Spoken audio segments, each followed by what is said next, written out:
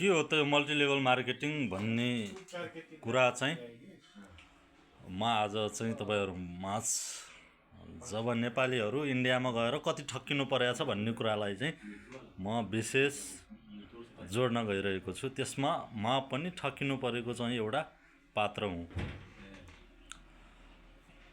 त्यसैगरी इन्डिया गयो सिलगढी, अनि सिलगढी गइसकेपछि एउटा चाहिँ 10 फ्लाइटको ठुलो बिल्डिङ, अनि त्यो बिल्डिङमा चाहिँ मान्छेको आवाज जावत यति हुँदो रहेछ हैन। त्यहाँ सेमिनारहरु पनि दिँदो रहेछन्। बाफरे बाफरे, लाइफ नै यही हो, पैसा चाहिँ यहीमा आउँदो रहेछ, अरु चाहिँ किन गर्ने भन्ने कुरा हुँदो रहेछ के त्यो।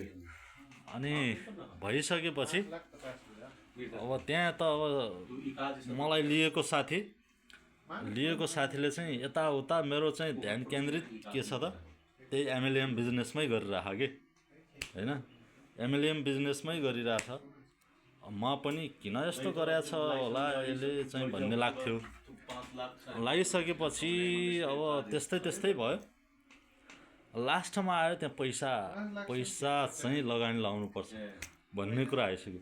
म त जागिर खानलाई चाहिँ त्यहाँ गएको हो हैन, तर त्यहाँ के भइदियो, पैसा चाहिँ लगानी लाउनु पर्छ भन्ने कुरा आयो के। अनि आइसकेपछि अलि मेरो चाहिँ पोजिटिभ चाहिँ दिमागले चाहिँ सोच्न सकेन। म त जागिरी खोजीमा चाहिँ घरमा चाहिँ चिया खाने पैसा चाहिँ नहुँदा हैन हल्लिएर बसेको मान्छे, त्यहाँ गएर म 8,000 अनि 2,80,000 50,000 त्यहाँ लगानी लाउनु पर्दा मेरो त होस गुम्यो।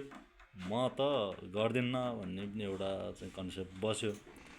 एउटा कन्सेप्ट चाहिँ गर्नुपर्छ कि अब यार यो त पैसा आउँछ यार, आइहाल्छ नि नेपालमा जति पनि छन् यार भन्ने पनि लाग्यो।